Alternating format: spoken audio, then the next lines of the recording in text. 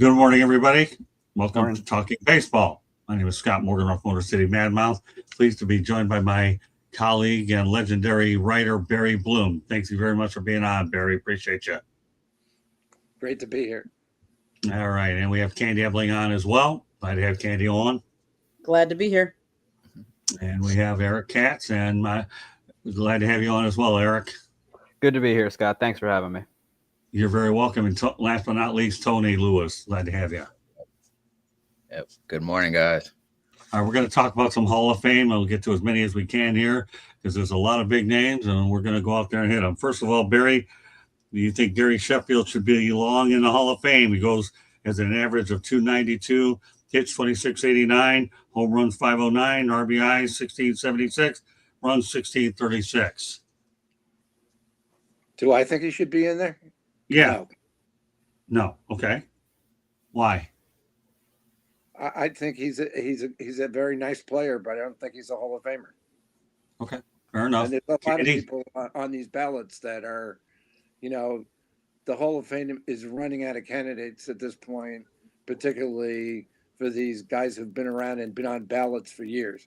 I mean, how many ballots has Gary Sheffield been on already? Yeah. Oh, that's true. Candy?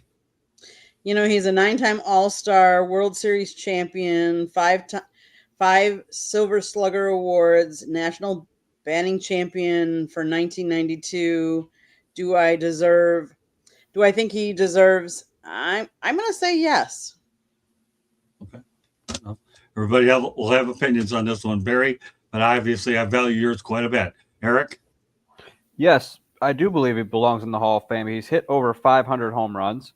He's won a World Series. He's been to multiple All-Star games, and he did it with multiple teams, including the Padres, the Dodgers, the Marlins, the Yankees, and he was still a productive player with the Tigers later on as well. And I think just given his longevity in the game and what he's accomplished, that he absolutely deserves to be in the Hall of Fame. I'm not sure what the holdup is as far as what the writers are concerned, but I think what the writers do is they use like whether that player was a nice guy against them. I mean, despite David Ortiz's steroid allegations, the media loves Ortiz. That's why he got in. And I think that's the big thing that's holding Gary Sheffield back from being in the Hall of Fame is because the guy wasn't a likable guy. Eric, you don't know what you're talking about. He's not on the writer's ballot anymore. He wiped out off the writer's ballot. He's now on the contemporary committee. I know that. Well, then why are you blaming the writers? It's long ago that the writers didn't, or not that many years ago, that the writers didn't vote him in on all the years he was on the ballot. Mm-hmm. Now it's up to a completely different committee. Mm-hmm. And just reading off his stats off his stat sheet and who he played for doesn't. Who on here saw Gary Sheffield actually play? Scott, did you see him play? I did. You saw him play live? Yeah, we're not that young, Barry. How old? Well, yeah, I saw him play. Okay. I saw him. I remember him a lot. I remember him a lot more with the Braves and the Yankees, the Tigers, and then obviously the end there with the Mets. And I remember him with the Brewers, which is the start of his career. Yeah, he was a kid. And yep. I covered him with the Padres. So. Oh, did you? Yeah, he was a nice player. He was. Yeah. Well, here's where I'm at with this. And again, it could go a lot of different ways. I value the 500 home run mark as a plateau to get there. Is that enough to get you in there? I don't know. But that's one of the things that I look at. Let's continue on. I want to go in rapid fire. No, wait. Go ahead, Tony. 1 second. I think Gary Sheffield should be in. I agree with you, Scott. I thought at some point I felt like certain metrics was almost like check marks that normally get you in. And 500 was normally a number that gets you in. And I agree with Eric. Yeah, he's not on the writer's ballot now. And that's because the writers hated on him so long that he got pushed off of it. It still falls on the writers who might have felt a certain way about him and decided not to vote him in. So I feel like Gary Sheffield should be in personally. Somebody who bats over 290, somebody with 500 home runs. Look at some of the people who have gotten in recently. They're not better than Gary Sheffield. They're probably nicer people than Gary Sheffield, but they're not better players. Okay, fair enough. I'm going to go rapid fire on a lot of topics. I want to get as much as I can of you, Barry. 30 minutes goes by fast on this show. So, all right, let's go. Will Albert Pujols be a unanimous selection to the Baseball Hall of Fame? I have to go into his numbers. Well, 296 hits. Obviously, he had 703 home runs. But 296 batting average, hit 384, 703 home runs, RBI 2218, and the beat goes on. So, does he get in unanimously, Barry? Probably not. Nobody gets in unanimously. If Jeter didn't and Ichiro didn't, Mariano's been the only one. And I just don't think. I think Albert will probably miss on a few ballots for whatever reason. And Okay. this characterization, Tony, that writers are hating on people. They're not hating on people. They just don't vote for them. I mean, we all have our ballots. We all have our choices. And because you on your ballot, I voted in this since 1992. The only person who's gotten into the Hall of Fame I haven't voted for is Jim Rice. I mean, did I Okay. hate on Jim Rice because I didn't vote for him? No, I just didn't think he had the numbers and the intangibles to get into the Hall of Fame. That's a completely different, Barry, I'm area. sorry. You literally just said that Derek Jeter was not unanimous because somebody was a hater. He wasn't a hater. Somebody was a hater. That's just No, a he fact. wasn't. He wasn't a hater. You Well, are. What? No, Okay. because people look at the ballot and they go, and I'm just judging it because it's anonymous, which I'm against. But some guy might have said Derek Jeter is going to be elected. I'm going to use that spot for somebody else. Doesn't mean that you're hating on Jeter because you didn't vote for him. You're just projecting that because the guy didn't get the vote that he was hated on.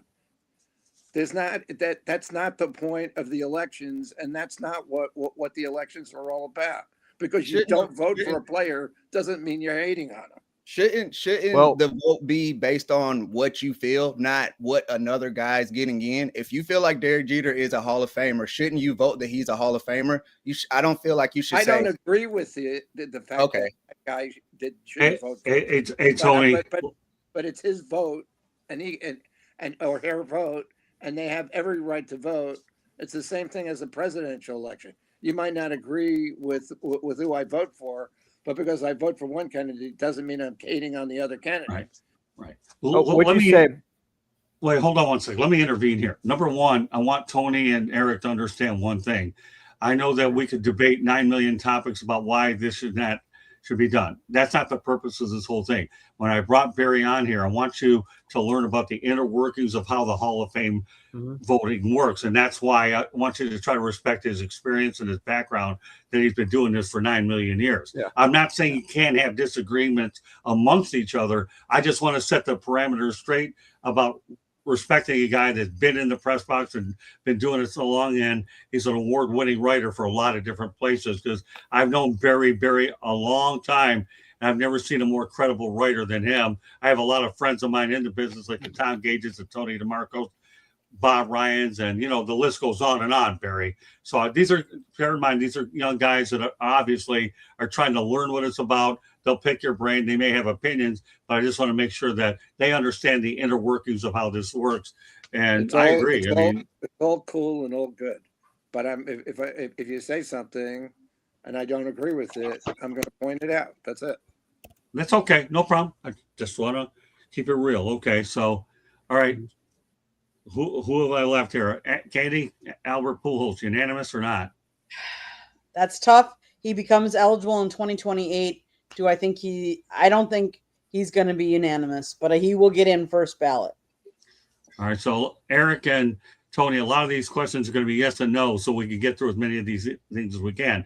So Okay. is he unanimous? Yes or no, Eric? No, someone inevitably is going to leave him off. That's just what they do. All right, Tony. No. Okay, fair enough. Okay, Barry, question a lot of people probably wonder, why is Curt Schilling not in the Hall of Fame? Well, I voted for him on and off the ballot, and I've known Curt for a long time. I had a personal relationship with him. I think Right. his politics basically turned off a lot of people during his time on the ballot. He went on the air once, I guess after the first time he didn't get in, and he blamed the liberal media for doing it. And I went on, texted with him, and said, "Kurt, that's bull. I'm a liberal media, and I voted for it. I mean, basically, you're alienating 50% of the people who are voting by your politics. Why don't you calm it down a little bit?"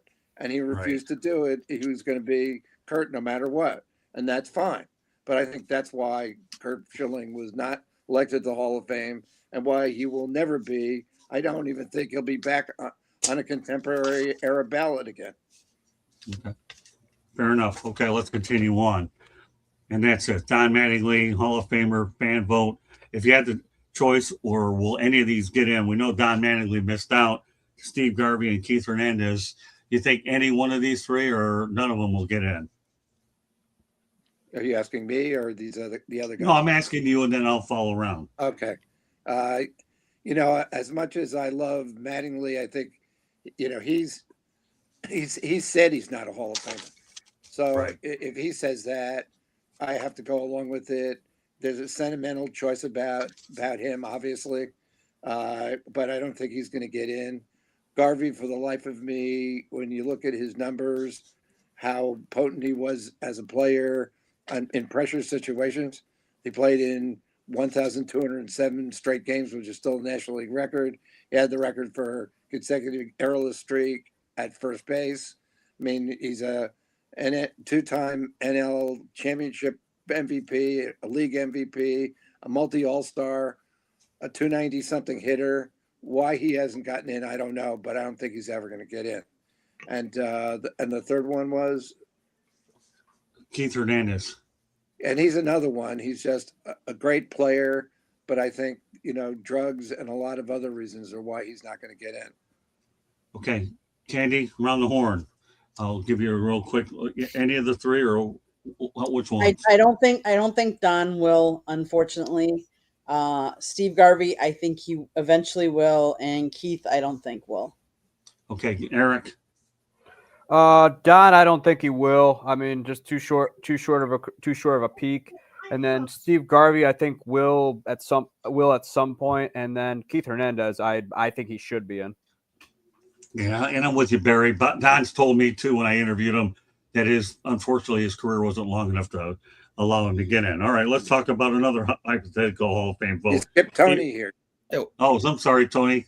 Sorry, buddy. It's all good. Yeah, I find it hard to think that any of them get in. I mean, they can't do anything different to their resume. So I don't think anybody get in. I do feel like with the media coverage of Don Mattingly growing, he might sneak in. Like, I really feel like he might be able to sneak in, but I don't think any of the three get in. Let me just interject here that I just wrote about it. Mattingly and Dale Murphy have now been on the ballot 19 times and haven't gotten in. 15 times on our ballot when it used to be 15-year eligibility, plus the 4 era veterans committees that they haven't voted on, and both of them got 6 votes in this last election. So I don't see them ever getting in. Okay, fair enough. Okay, Hall of Fame vote again. Pete Rose, Shoeless Joe Jackson, Barry Bonds. I know how you feel about Barry Bonds, but now you're talking about 3 of them that were banned. Is there any way that any of these are going to get in? I think the only way these guys get in is that someday in the future, when there's more enlightened leadership at the Hall of Fame, they will make a select committee like they did with the Negro Leagues, and they will reevaluate the steroid era, the gambling, and they will decide whether there's a different wing of the Hall of Fame they can put him into, whether they can put it on their plaques. But I think it's shunting aside Shoeless, which is a different era. But in the current era, you can't have a Hall of Fame without the all-time hits leader, the all-time home run leader, a guy who's the only one in history to hit 60 homers in 3 seasons, a guy who's had 354 wins in his era, second in his era behind Maddox, and won the Cy Young Award 7 times. That's not a representative Hall of Fame.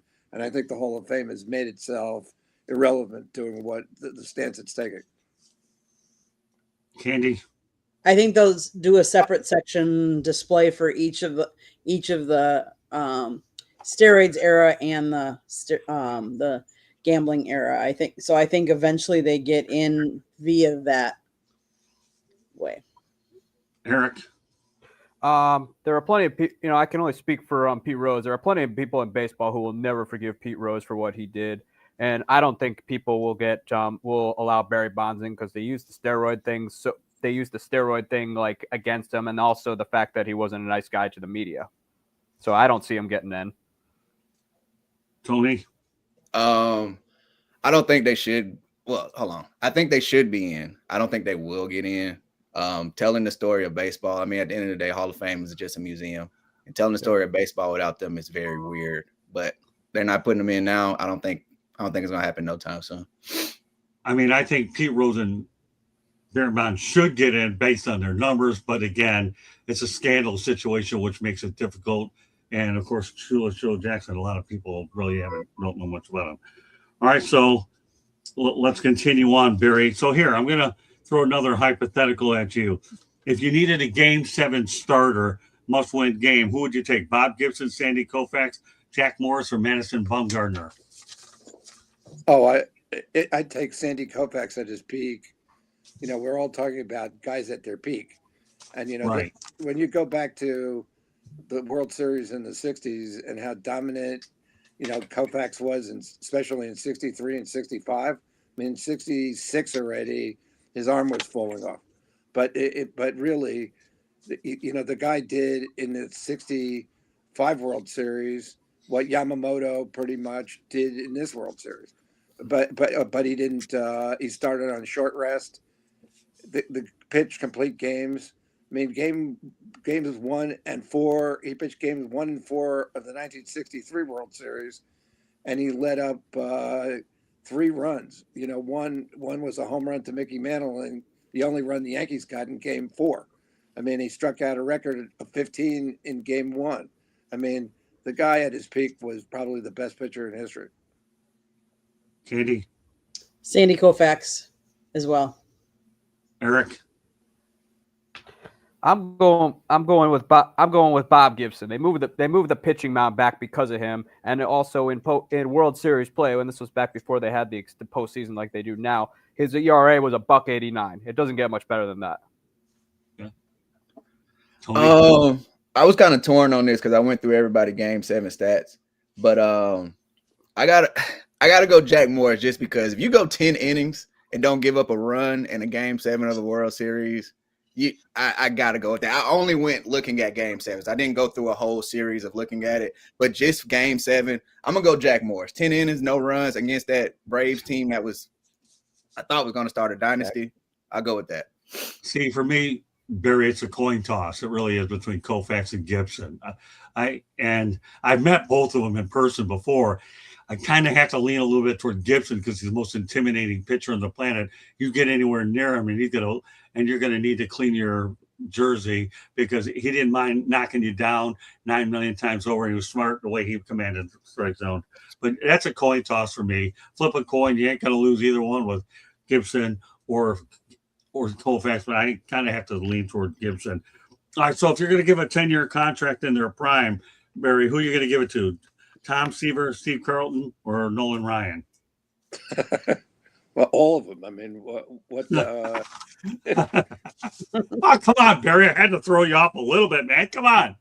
You think I was going to make everything obvious? How long have you known me for, man? Well, I guess if I had to take among the 3, I'd probably, because of longevity, I'd pick Ryan. You know what? Your first answer was still pretty good, Barry. It really, really was. So if you want to say all of the above, I'm going to give you that one on this. Is that fair enough? That's fair. Because I respect your knowledge of what the heck you meant to this game. So, you know what? I'm giving you all of the above. All right, buddy? Oh, yeah. By the way, Eric, just a note for you. They actually lowered the mound. They didn't move it back because it gives it. Okay. Good to know. Thank you. Sure. All right, Candy? I'm going to take Nolan Ryan. So many no-hitters. I'm going to take Nolan. you're not going to go wrong with that Nolan Ryan pick, by the way. Even with all those no hitters, one hitters, and all that business, and the fact that he beat Robin Ventura up in a fight when Robin was dumb enough to go out there and charge him out, and thought that baseball was boxing. Only it looked as bad as Jake Paul, and who was the guy that fought him last night? I never Anthony mind. Joshua. Yeah, that okay. You didn't throw Cy Young in there. Oh yeah, well, yeah, right. I mean, the guy had more complete games than he had wins. Come on, Barry, that wasn't one of the choices. He also, Cy Young also supposedly broke a fence with his fastball. Yeah. But he has an award named after him. But no, it wasn't one of the choices. Otherwise, I'd have thrown it in there, Barry. That's a curveball you threw at me. All right. Now you're throwing him in there. So now you got 4 of them. Fair enough? Yeah. All right. I Well, will give it to Cy Young. It's a good stat. Right well, then you can give it to him. I already gave it to 4 people. What's that? Anybody that I didn't get on this topic? Eric, did you say? Yeah, me. No, I didn't. I would give it to Nolan Ryan because the guy was still putting up great numbers well into his 40s. Yeah, well, I mean, obviously his durability was unbelievable as well, and he ended up going worth a 10-year contract. So it'd be pretty hard to debate Nolan Ryan. But you know what? I'm going Barry's road. I'm taking them all. I don't have to sit here. I'll be Brett Favre, and I'll go ahead and start waffling over this stuff. Really, seriously, really, that's one of my favorite words, by the way, Barry. So Tony's turn. All right, so I tried to define their primes, which was hard because Nolan Ryan played so long. So I tried to figure out their best 10-year stretch. And with that, I went Steve Carlton. Between 72 and 82, he won 208 games. He was a 4-time wins leader. So he had more wins than either Nolan Ryan or Tom Seaver in any stretch. And he threw a lot of innings. I think one year he had like 333 innings. That's the kind of horse you want for a 10-year run. Well, I'll tell you, Barry, with all due respect to Tony, he does make a pretty good point. Didn't he win 27 games for a last place team, I think? So he won 27 games one year, yeah. Yeah, I mean, yes, that 27 games for a team that won like 70 games. Yeah, I mean, that's I think that has to count for something a little, but I'm still something. Ryan. Yeah. I helped you there, Tony. Don't forget. Thank you. Appreciate it. Hey, I'm doing my research. I'm trying to be. I know you're doing fine. Hey, listen, Barry, I got. At what point in their career are you giving them their 10-year contract? Yeah, right. Well, when he said 10 years, I tried to, and he said their prime, so I tried to define their prime, looking at everything. So that's why I went from 72 to 82 and kind of consider that his prime. That's when he won the most games. Yeah, he was a terrific pitcher. All right, so Barry, if you're going to start a team, I'm going to give you 3 choices. Not one of them was Cy Young because you already used that one on the last one. Okay, but you got Ricky Henderson, you got Mickey Mantle, you got Roberto Clemente. Well, you're asking the wrong guy because I'm a Mantle. He's my pretty much favorite all-time player from when I grew up as a kid. So I would start with Mickey Mantle. Okay. What about you, Candy? Man, that's hard because I'm gonna say Mickey Mantle, Ricky Henderson. I'm gonna go with Ricky Henderson. What about you, Eric? I gotta go Mantle. Tony? I'm a Yankees fan, man. I'm gonna go Mantle. I wanted to say Ricky Henderson, but I've seen him in too many jerseys. Like, I know that shouldn't affect this, but he's played for so many teams. I got to go Mickey Mantle.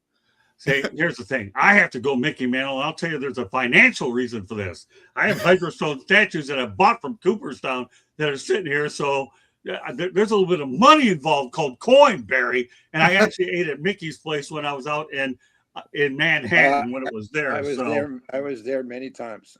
Oh, yeah? Were you? Yeah, so yeah. I got a little bit of real estate with all that. All right, so let's go ahead and talk about if you had a Hall of Fame vote between Alex Rodriguez, Manny Ramirez, Rafael Palmeiro. Now, if you want to use none of the above on this, that's a choice too, or you can go all of them, whatever one you want, Barry. Well, despite Alex's basically what he's done in his career, positive and negative.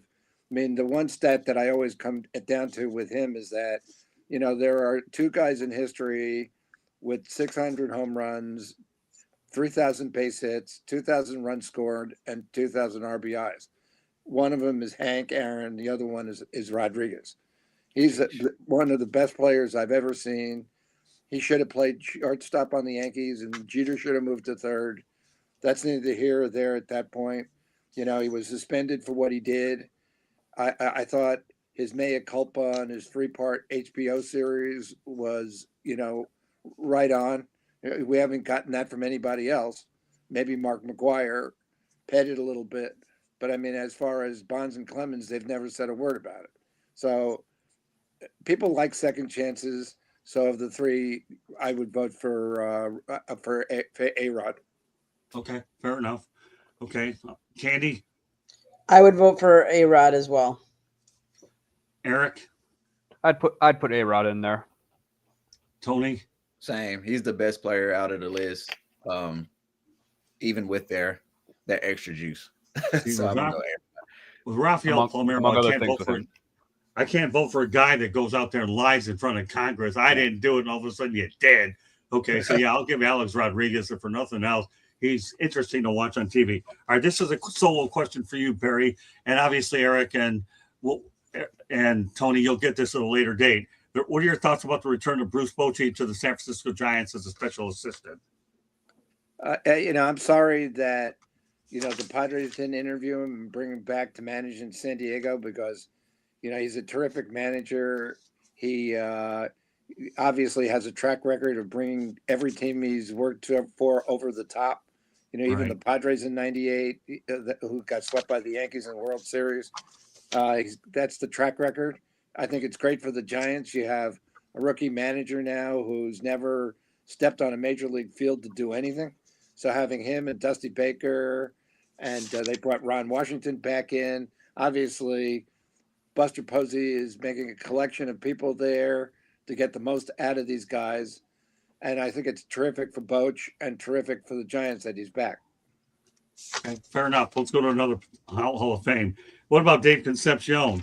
Dave Concepcion obviously played for Sparky Anderson, part of the Big Red Machine and Cincinnati Reds. That to me, he's certainly one of the best shortstops out there. And when you look at his numbers are exactly what they are. Obviously, he's a good defensive. And I actually had a chance to interview him at Al Lopez Field when the Reds trained there. 267 as an average, 23, 26 years. Not bad for a shortstop, 101 home runs, 950 RBIs, obviously runs 993, but 2 World Series titles for the Big Red Machine. You think he's one of the best shortstops you think he should be in? Yeah, I would not. I would have no problem with Concepcion being in the Hall of Fame. I mean, I looked at, you know, when you're comparatively looking at offensive numbers, when I voted for Jimmy Rollins on this ballot and the last ballot, I compared him to Ozzie Smith's offensive numbers. And, you know, really? Concepcion is a lot more home runs than Ozzie Smith does. I mean, Ozzie Smith had less homers in his career than Bob Gibson, and Bob Gibson used to tease him about it all the time. So it's like, you know, why he never got any traction, and he really didn't make it on our ballot, and he didn't make it. He's not even mentioned. He's not put on these 8-person ballots anymore. I guess he would be on the next one, which is 1980 and earlier. We put him on that ballot, but you know, we'll see. But yeah, I'd have no problem with Davey in the Hall of Fame. All right, Barry, I'm going to ask you this question. Eric and Tony, some of these topics are going to come up at a later date when we do this again on Saturday, but I want to get as many as I can with Barry while he's on a limited time schedule. I appreciate him coming on. And then at the end of the show, Barry, what I want you to do is let everybody know how they can read your articles. And then if you don't mind giving these two guys some advice on what they need to do to progress their careers, that would be great before we go. But I'm going to talk about the Dodgers really quickly. Okay, the Dodgers over $1 billion worth of salary to 9 players. Shohei Ohtani, $680 million. Mookie Betts, $120 million. Blake Snell, $66 million. Freddie Freeman, $57 million. Will Smith, $50 million. Teoscar Hernandez, $32 million. Tommy Edman, $25 million. Tanner Scott, $21 million. What are your thoughts about them spending that kind of money? Well, they broke a club record last year, and I think a major league record by having $1 billion in revenue come in through the gates at Dodger Stadium locally. So in one season, they paid for all those contracts. So it's obviously a good business decision, spending the money, winning. They charge a lot of money for tickets and concessions at Dodger Stadium. They fill the place up. They draw like 50,000 people a game. They drove a 4 million last year. They get $100 million in marketing and merchandising a year from Otani and Yamamoto alone, and now you add Sasaki to it. I mean, but with the Dodger business plan and meshing with their baseball operations plan is the best in baseball, and it just shows you that if you make the right investments and you do the right thing across the board, you can pay for what you're doing, and a lot of it has deferred money on top of it. So the Dodgers are expert at what they're doing, and I have no problem with it at all. And you can't just they tried to do this to the Yankees in the early 2000s Right. after the Yankees won all those championships, and they put in a luxury tax to hinder the Yankees from making the World Series every year. Now you want to go to a salary cap to hinder the Dodgers? It doesn't make any sense. What they're doing is good for baseball, and it should be used as a model by other teams to be able to work within their framework in their own communities. That you can't match the Los Angeles area, and what a franchise like the Dodgers can do. But let me also put it this way: this is a team that left Brooklyn, Right. and came to Los Angeles, built a stadium which they now own, lock, stock, and barrel, along with the parking lot at Chavez Ravine. But through all the O'Malley, the Fox, iterations, Frank McCourt, of course, was a documented disaster. But it took till Right. this franchise being owned by Mark Walter and Guggenheim Baseball to really get to the point where the Dodgers took advantage of every aspect of what they have to turn into the team they are right now. So this isn't something that just happened overnight. Okay. A question I've always wondered, and then we'll let you get rolling. I appreciate you hanging with me for a couple more minutes. Okay. And, because I got the Miami Hurricanes and Texas A&M Aggies. So I need to get to that too as I begin working on my work with that. But do you think Tommy John should be in the Hall of Fame, especially since he had the surgery named after him? Because if it weren't for him, that revolutionized the game of baseball. I've always thought he's well deserving. But what do you think? I think that, and to Tony's point before about us not voting for certain people for the Hall of Fame, I think we missed on some people. Jim Cott was one of them. Tommy Right. John is another. If you look in hindsight at their wins, their complete games, their shutouts, the fact is that Tommy John won more games after this hallmark surgery than before. Right. What does he have? 280 something wins. Right. Because he didn't win 300 at that time. It was like, if you win 300, it's like the 500 home runs used to be. Now it's 600 home runs, and there are some guys who have that or are not in the Hall of Fame. But I mean, yeah, if he had 300 wins, he would have been in the Hall of Fame. It's just stupid. We should have voted him in, and I think he deserves to be in the Hall of Fame. I think he had a Hall of Fame career, forgetting about the surgery. And as the legendary Dr. Job said, if the surgery existed and he was around when Sandy Koufax was going through what he was going through in the mid-'60s, they would have done the surgery on Koufax. It would be called the Sandy Koufax surgery, and Koufax would have had a lot longer career. Okay. Tony, you have any questions you want to ask Barry very quickly? Just like how navigating, like, I guess I'm sure you've been in like locker rooms, like the decorum of like navigating these locker rooms and these players. Like how have you been able to do that for so many years? Well, first of all, I'd like to ask both of you, what's your career trajectory? What do you want to do? Me, I'm not really into the print, but I do podcasting. My goal is to be able to build relationships with athletes, to have like longer one-on-one conversations with them and get more insight into the game, more in the video podcast space. So what I would say to answer your question is that, it's just to your point, build relationships, and you do that by. There's many times I go into a locker room, and I go over, say hello to people that I know, or even that I marginally know, ask them how they're doing, chit chat for a while.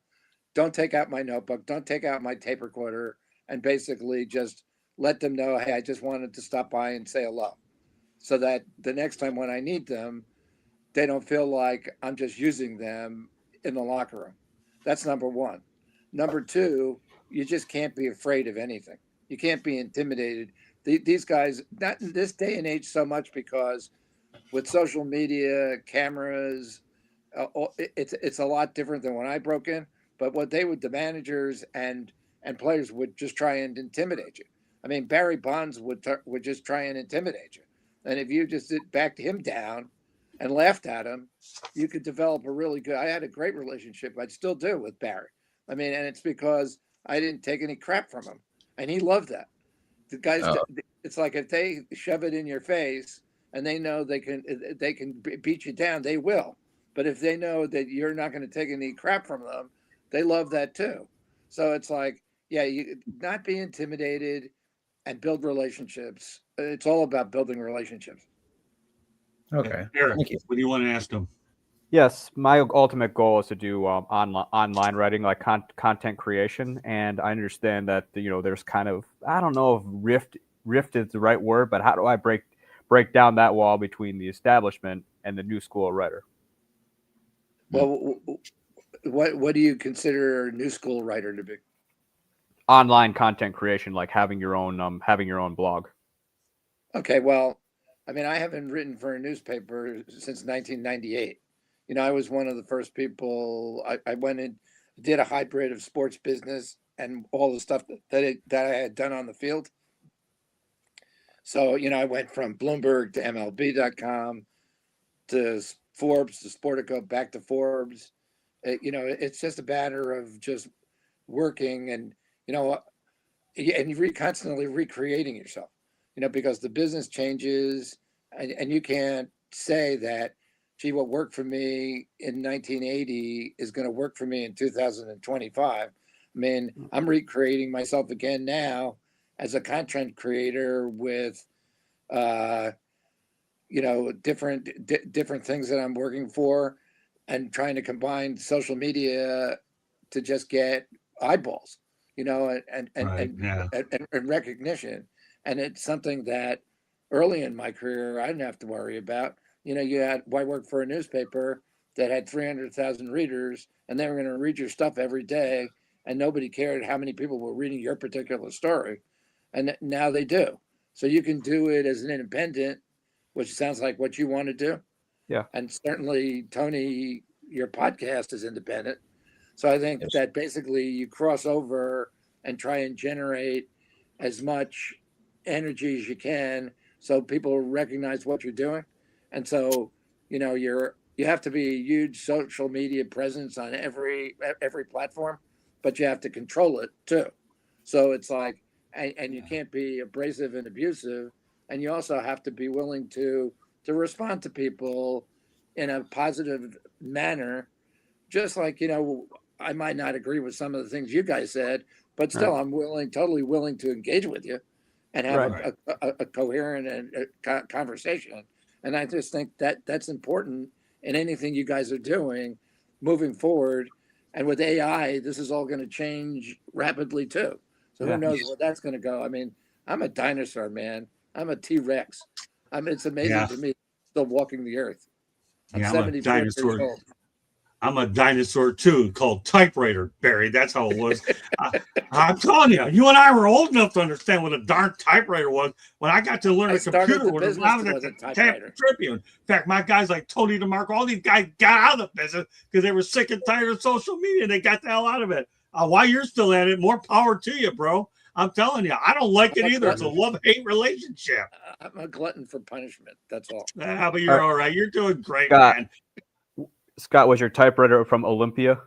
Oh, yeah, it was actually one of them, actually, now that I think about it. But Barry, listen, I want to thank you for doing this. But before you leave, I want you to let everybody know how they can find you and talk about some of your quick stories. If you have a moment to promote yourself, that'd be great. I always give you that courtesy. I want you to go out there and let everybody know, because after all, they want to find you. And of course, I get the luxury of finding your stuff when you text me all the time, and I love reading those stories when you send them me. Go out there, Barry. The floor is yours. And thanks so much for doing this and spending a few extra minutes with these guys. Well, They'll always remember it.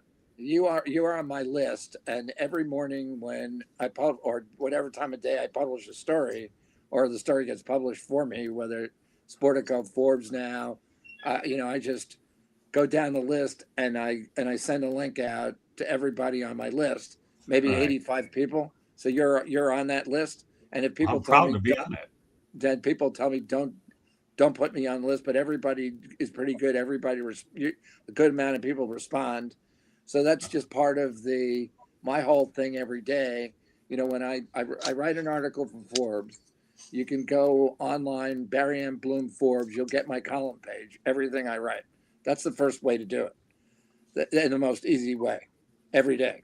Secondly, what I'll do is I'll put it on X Twitter, I'll post it on X Twitter, I'll post it on Facebook, I'll post it on LinkedIn, I'll post it on it automatically posts on another couple of social media sites.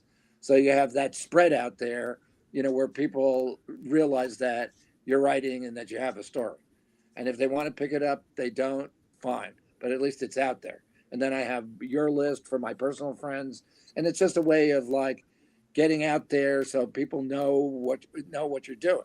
I mean, you can't just write and have it go up on your site and make it feel like, well, that's it. Go find it. There's too much information out there. Too many people, too many content providers, and you need to separate yourself. And then, of course, what you write needs to be a little controversial too, so that people want to read you, and people, well, what's that bleep hole Barry Bloom saying today? What's Boomski saying today? So you have that. You have @Boomski on Twitter X. And you can find me just about anywhere. And I appreciate you being on the list. Eric, you got to tell him real quick what your favorite line is. He needs to hear this one about hating teams. If you think I don't like your team, I probably don't. So there you go. Hey, Barry, I had to put you on with That's this kid. one. He's pretty sharp. He's the future of our industry. But listen, I appreciate you going a few extra minutes, because these kids here are going to always remember your words of wisdom. And I think that we're trying to promote good journalism in baseball for a long time. And by bringing Tony on and Eric as well, they obviously have been looking forward to the show for a while. Candy knows how you and I are good friends and how much I cherish everything about you, pal. So I look forward to doing another show with you at some point. I know you got to get going, but I thank you very much for sending yourself a few extra minutes out to educate these kids. These kids are mine. It's a lot of fun, and give these guys my email contact. And if you guys need anything, I'm out there for advice or whatever you need. Thank you. I just followed you on Twitter and Instagram and everything. So there you go, Barry. That's how you're promoting it, because you've extended yourself, man. You got a couple guys that are actually already got it pulled up. Well, I'll follow I followed you too, and Barry, I'm gonna send you an article, and you tell me what you think. Don't sugarcoat anything. I'd love to. Sure, absolutely. I read everything people send to me. Well, there you go, Barry. You're a class act, in my opinion. You're a Hall of Fame person. Tony, you need to have me on your podcast. Let's do it. Yeah. Okay. All right. There you go. See, Tony, glad you made it. Hey, Barry, I'm gonna tell you something. I've said this to you, mine. Tons of times. I'll tell it to you live. I love you, my man. You're one of my favorite people. Don't you ever forget that. You fair enough? Yeah. Okay. You too. Same here. I love you too, and stay healthy. All right. I'll do the same. Happy New Year. Happy holidays. And I turned 63 on December 29th, but I feel like my body feels like 90. What's that, Bear? You're a young guy. All right. Hey, Barry, thank you very much. God bless, and we'll be texting. But these kids appreciate you, and now you've gained a couple more fans. And Candy, what can I tell you? Now you know why I love having Barry on. Thanks a lot, Barry. God bless. All right. Okay. Take care, you guys. Happy holidays. Thanks. You too. Bye-bye. Happy holidays. Happy holidays.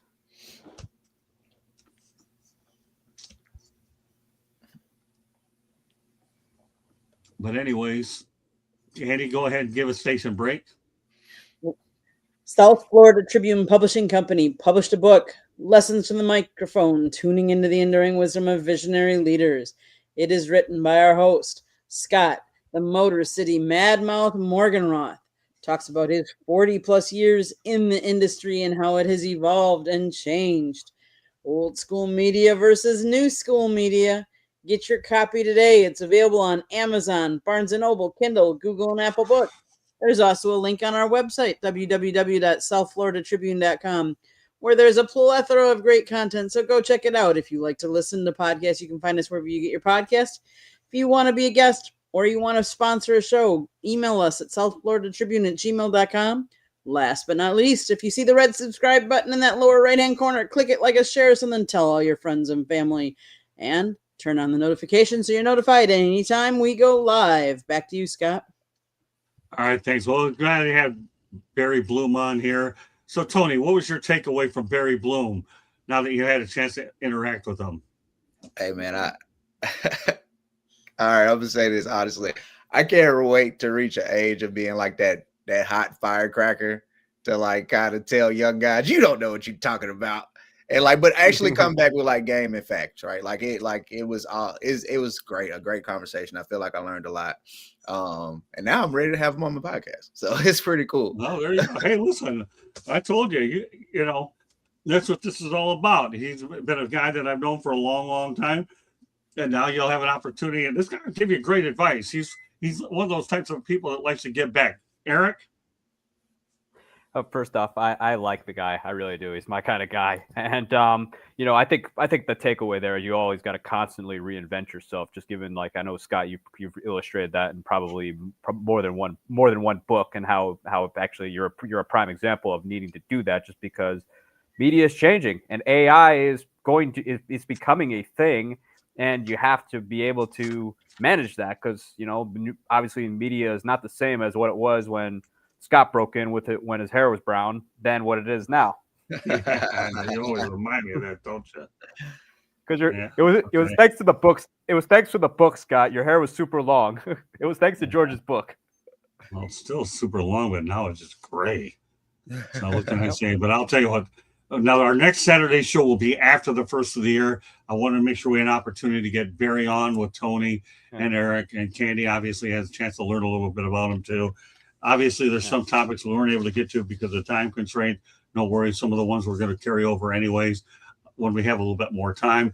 I think it was very necessary to get Barry in to as many of these as we could, because his opinion is valued, and I wanted you guys to really know what his thoughts are, but we'll address some of them as well. So, but I hope everybody enjoyed this edition of Talking Baseball.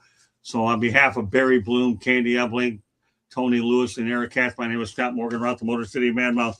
Thank you for joining us on this edition of Talking Baseball. We'll see you in 2026. Happy New Year, happy holidays from your friends here at the South Florida Tribune Media Network. God bless everybody. Have yourself a great holiday season. Bye now.